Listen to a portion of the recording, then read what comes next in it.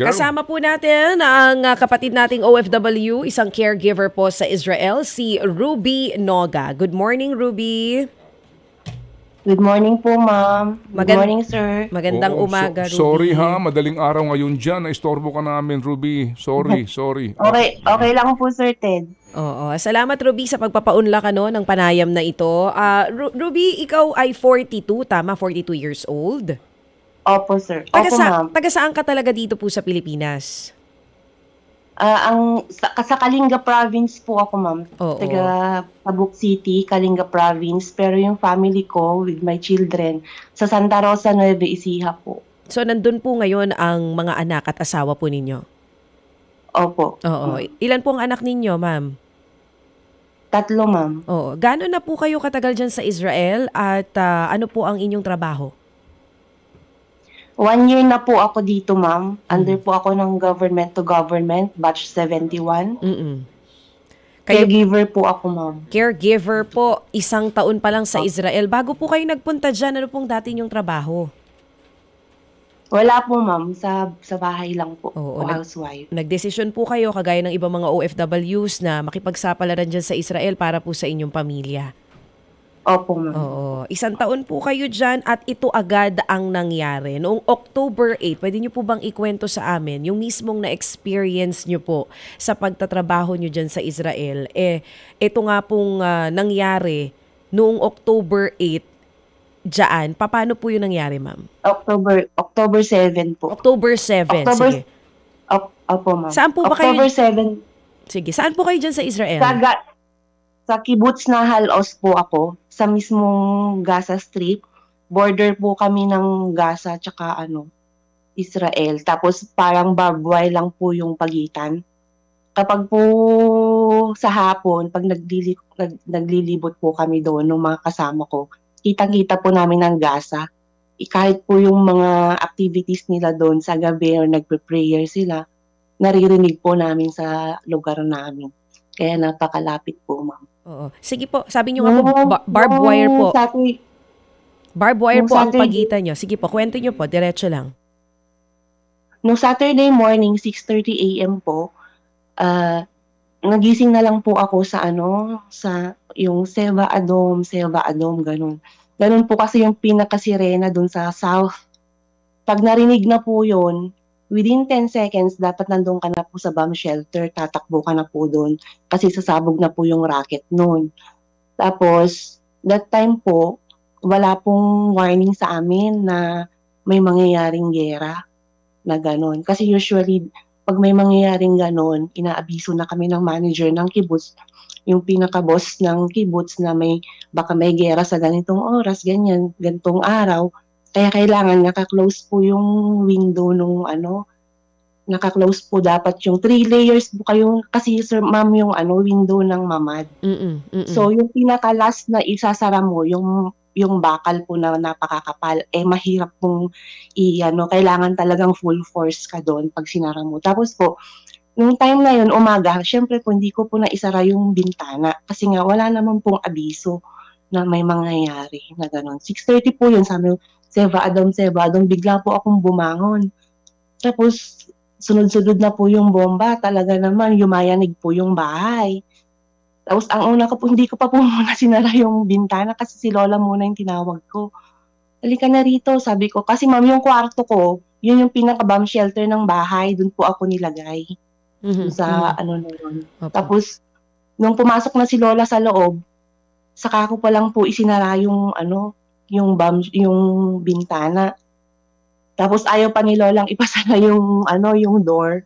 Tapos sabi ko, hindi pwede. Isara mo yung door ka kung gano'n. Isasara natin, sabi ko gano'n.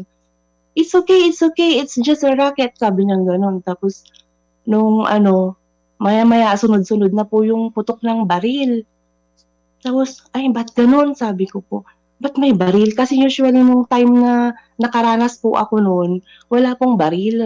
Rocket lang po, mga bomba lang.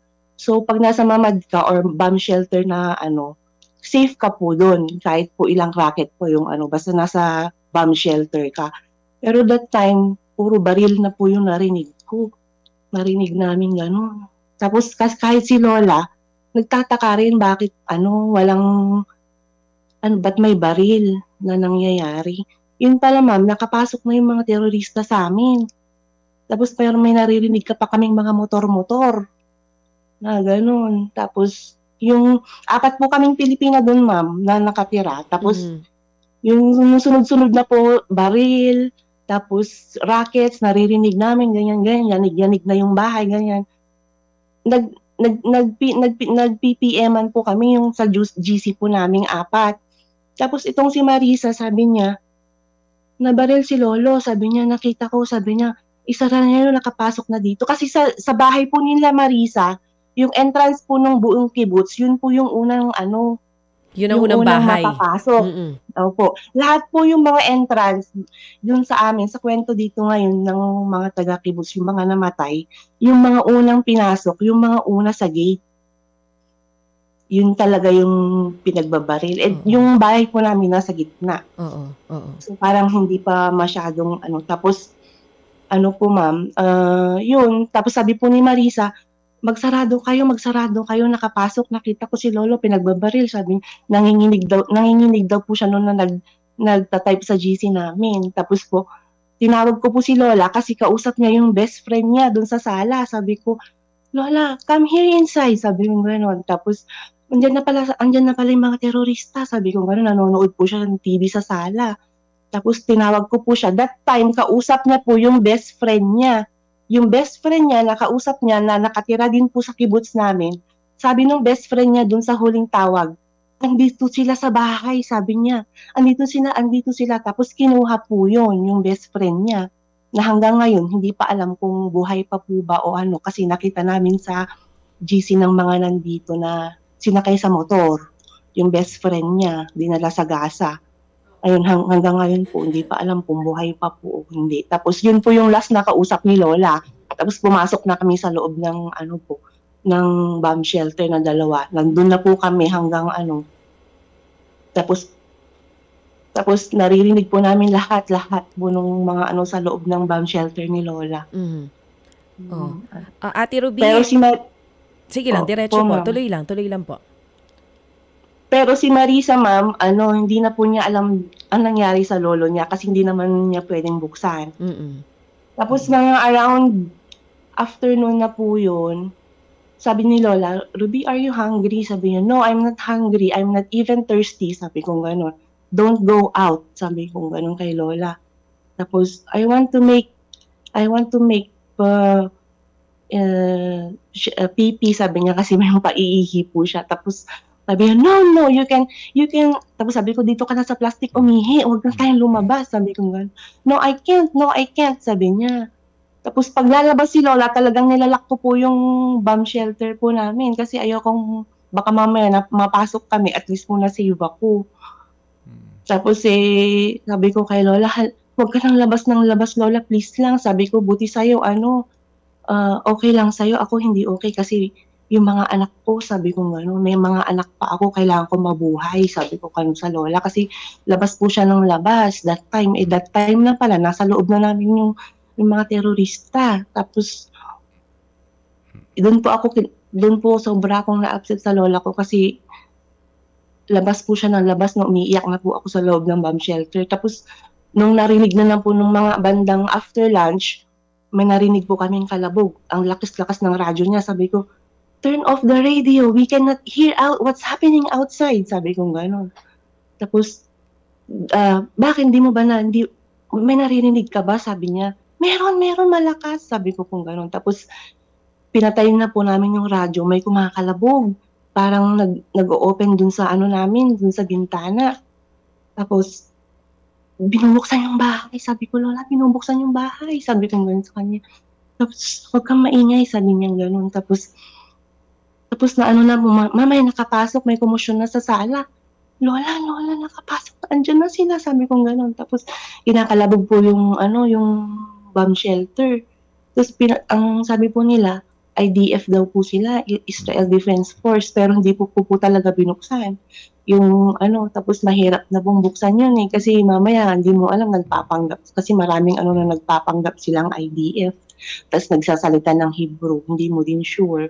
Tapos wala pong abiso sa phone ni Lola na kapag walang warning po na na magbubukas kami kasi IDF, wala pong abiso sa cellphone ni Lola. Tapos di ko po talaga, tapos pabalik-balik sila dun sa sala. Tapos never ko po talagang binuksan yan, ma'am. Tapos mamaya after mga 40 minutes, bumalik na naman. Tapos may kumakatok na naman.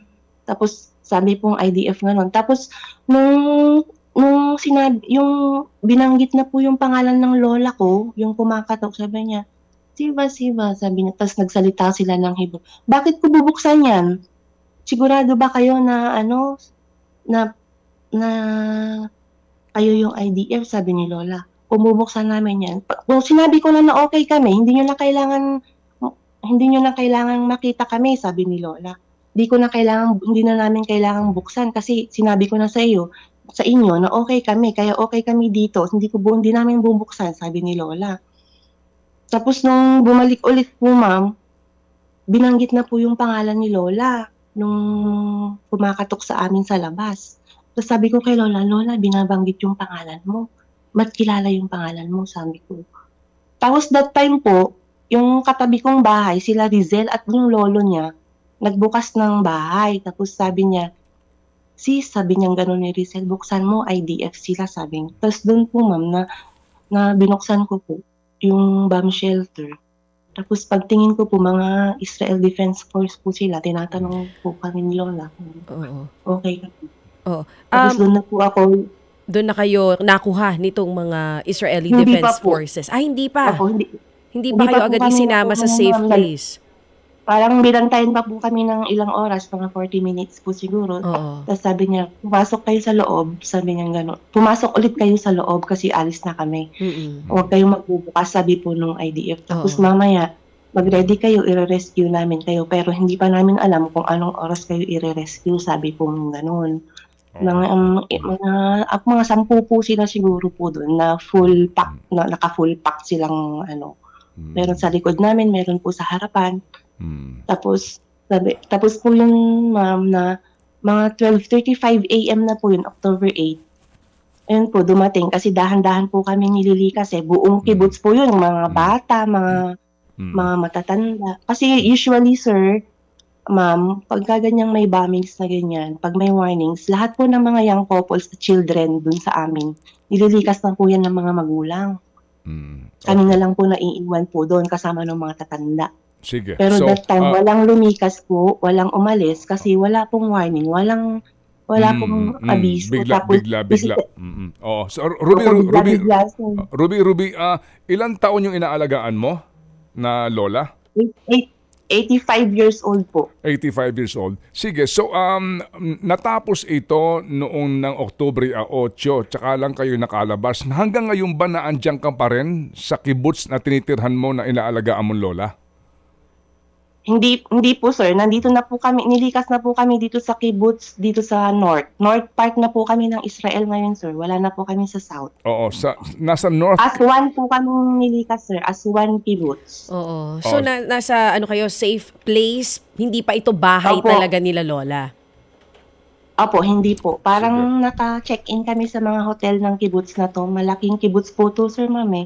Tapos wala na po kami naririnig na rockets or sirena, ganun dito sa lugar na to. Sige. Ganito, kamo 1 taon ka na dyan at meron ka ng karanasan dito sa sa mga bombahan na nangyayari. Mga ilan na yung ganong experience mo? Basta po yung before po ng holiday nila, or after ng holiday nila na may mga holidays po sila, doon po sila inaatake, sir. Pag may mga holiday sila, kagaya nung nakaraan. Last day ng holiday ng parang sukot ang tawag nila. Dapat magse-celebrate. Opo, sir, kasi dapat 70 years celebration ng buong kibbutz ng Saturday ng hapon po yun. Kaya lahat po naka-ready, lahat po nagpa-practice pa po kami nung Friday ng hapon dun sa malaking stage namin po doon malapit na malapit sa Gaza that time. Tapos wala na po. Sige. na po na, So, yung nga kaya nga bawat bahay diyan may mga ganyan ng shelter dito nga sa madalas na nangyayari nakaharahasan pero ngayon lang nangyari itong ground forces na sa kalupaan na pumasok ang mga terorista. Sige. So, sa ngayon ano ang advice sa inyo iksayo mismo bilang OFW? Ikaw naman ay rehistrado 'di ba sa OWA? Sir, pakiulit po. Ikaw naman ay nakarehistro sa OWA, no? Nakarehistro Opo, ka. sir, opo. Sige. So ano ang advice sa inyo ng DFA at ng OWA sa sitwasyon nyo ngayon dyan? Ano ang natanggap mong abiso? Sir, sabi po ganun, kung nung nagpunta po dito si Sir Rudy at saka si Ma'am, nung nagbigay po ng tulong po sa amin, nasa amin daw po kung gusto naming mag-repat yung umuwi sa Pilipinas. So, nag-ano naman po yung PIBA sa amin, yung PIBA po, na may sulat po sila na in case na yung lola nyo ay lumipat sa isang place na kung saan safe kayo, okay lang yun. May choice din daw po kami kung gusto na namin magpalit ng employer at dun sa place na safe po. Yun po yung nakalagay dun sa pinaka na note nila sa amin ng mga caregivers po. Oo, pinaka-advisory sa inyo. Ikaw mismo, sa iyong karanasan, kamo, na-imagine namin yung kaba mo, yung nervyos mo noong mga panahon na iyon. At sigurado ako naalala mo mga anak mo at pamilya mo, di ba? Ruby, no? Opo, sir. Oo. Sobra po. Opo. Oo. Yung karanasan na iyon, ano ang namumuo sa kaisipan mo ngayon? Tutuloy mo pa rin yung pagtatrabaho dyan? Opo, sir. Itutuloy ko pa rin po. Tutuloy ko pa rin po, sir. Kasi, sabi ko, kung ilang days at parang sabi dito matagal-tagal pa po kami dito eh. Kasi hindi po namin alam kung na-wash out na ba yung kibbutz namin or may babalikan pa ba silang bahay or sabi ni Lola kagabi sa akin, wala pa daw talaga silang alam kung ano po ang nangyayari doon. Tapos, in case na tinatanong po ako ni Lola kung uwi ba ako or ano. Tapos sabi ko kay Lola, wag mo muna akong pagdesisyonin ngayon kasi magulo yung isip ko kako. Lalo pa nung fresh pa yung nangyari. Kasi pag pilitin mo akong magdedesisyon ngayon, baka hindi mo magugustuhan kakong gano'n. Kaya it takes time, sabi ko. Dito pa naman tayo, okay pa naman tayo kako. Kasi Ruby, yung kanin yung ang kibbutz kasi, ang ibig sabihin niyan, barangay, sa atin dito barangay, komunidad. Ito yung kanilang, ang kibbutz doon, barangay nila doon. Kumbaga doon sa barangay nila na tinitirhan ng amo nitong si Ruby, nandun lang mismo sa may barbed wire na boundary ng Gaza. 'Di ba? Ganun kayo kalapit, no?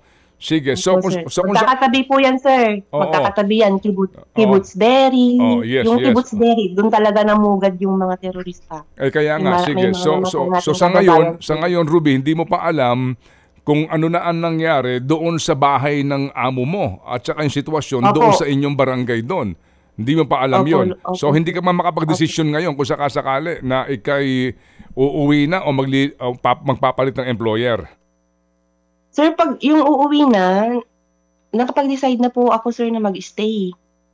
Kasi ngayon, sa nararamdaman ko, kung ililipat kami dito sa North, okay po dito kasi feeling ko safe po. Nandito po kami lahat eh. Tapos, tuloy-tuloy pa naman feeling po ang trabaho ko kay Lola. Actually, hindi lang kay Lola.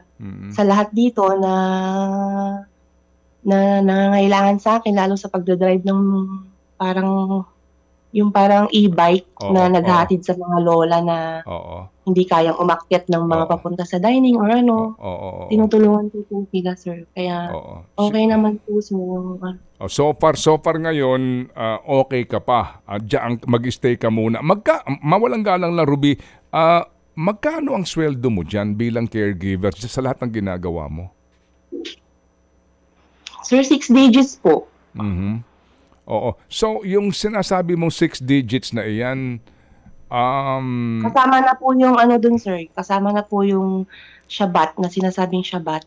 Na pag parang mag-stay ka, na hindi ka mag-day off, babayaran ka. para may bonus ka, no? Para may dagdag na bayad sa iyo. Opo, iba po kasi yung bayad ng day off. Halimbawa, alis ka ng Friday, balik ka ng Saturday. Kung sabihin na mag-stay ka, mas malaki po yung babayaran sa iyo. Oo.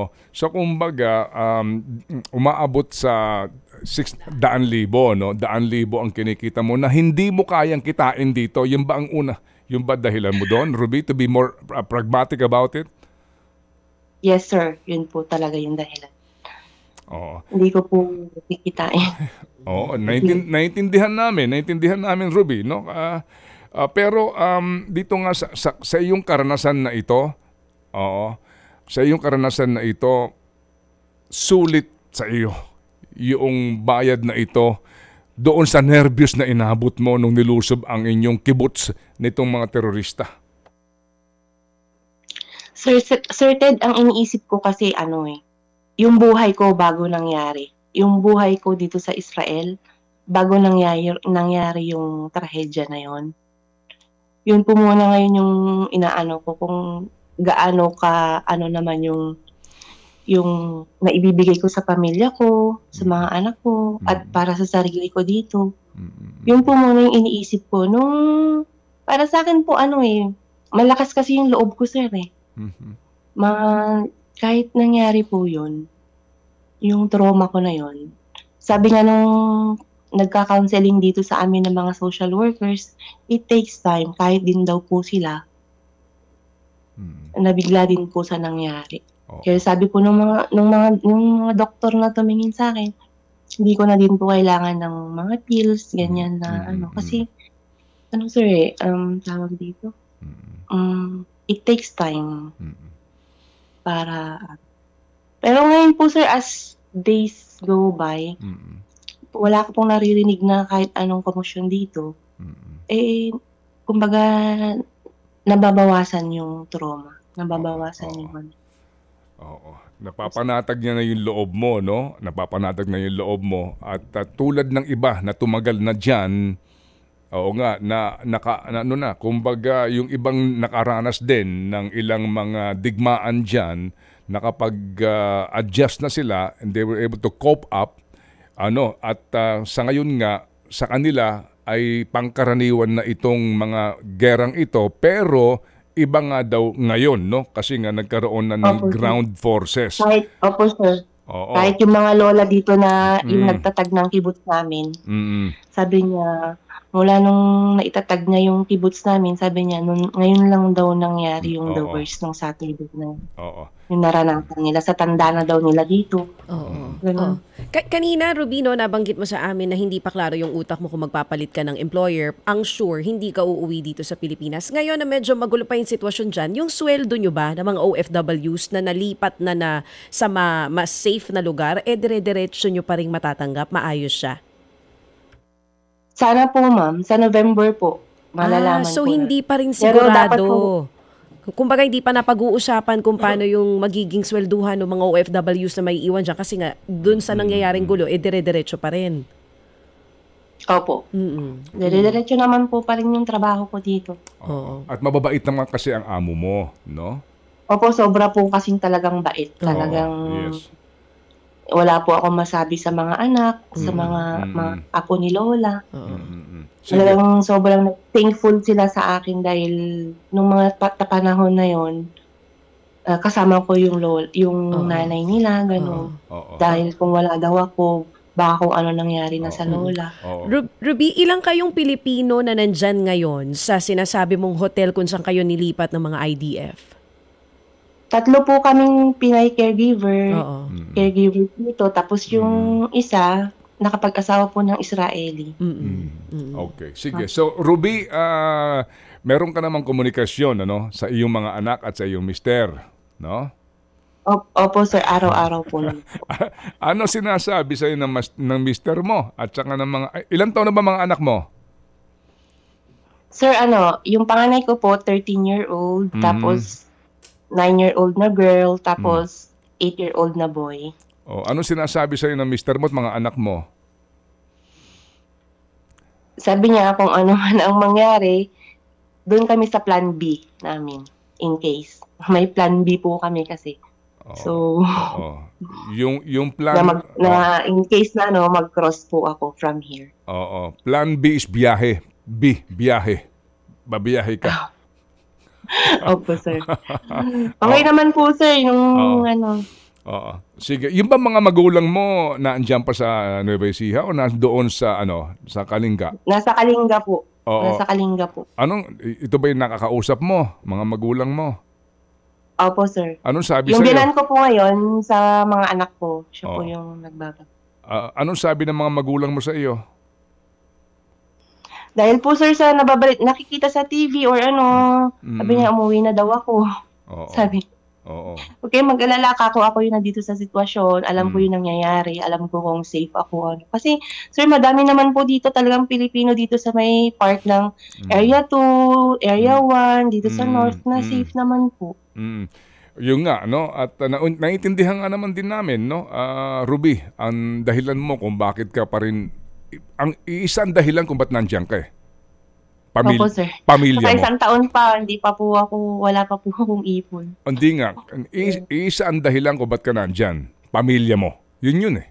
Opo, sir. Diba? Kaya ka nandyan dahil sa iyong pagmamahal sa iyong mga anak. Opo. Tsaka ang hirap pa pong mag-apply dito sa Israel. Pag umuwi na po ako, wala nang balikan. Pero, kagabi po, humingi ako ng bakasyon sa December. Sabi ko kay Lola, mag-take ako ng vacation sa December. Sabi, is it okay? Sabi niya, yes, you can have your vacation. Sabi naman niya. Opo. Sige. Looking forward ka sa iyong bakasyon. Sige. So, Ruby, thank you for sharing. At kahit na madaling araw dyan, ngayon mas naiintindihan na namin kung bakit napakaraming Pilipino manggagawa dyan sa gitna ng mga putukan na ito ay hindi pa rin ayaw pa rin umuwi. Opo, sir. Sige, baka kung sakasakali mga kapitbahay mo nanonood sa atin ngayon, live tayo sa 1PH sa Radyo 5 sa buong Kapuluan hanggang dyan sa Kalinga. Ano ang iyong masasabi sa kanila? Sa mga kamag-anak ko, sa mga kaibigan ko, maraming salamat sa mga dasal nyo nung time na naranasan ko yon dahil di nyo ako iniwan. Huwag kayo mag-alala, safe na ako ngayon. At keep on praying na may matatapos na ang giyera. At yun po naman lagi ang dinadasal para wala nang mapahamak na Israeli or mga foreign workers dito. Keep on praying po. Yun lang po talaga yung sinandalan ko ng time na yun. Talagang matinding dasal. Amen. Sige. Maraming. Ruby, salamat din ng marami at kami kasama mo sa aming panalangin na maging ligtas kayo dyan. Lahat ng tao, regardless kung ano man lahi ito, at matapos na itong gerang ito. Okay, Ruby? Salamat na marami. Thank you. Thank you, Ted. Thank you po. Thank you. Si Ruby Noga, isa pong manggagawang Pilipino, bayani ng bayan na naandun po ngayon sa Israel. Ted Filon at DJ Chacha ngayon nasa Radyo 5 92.3 News FM Monday to Friday 6 to 10 a.m.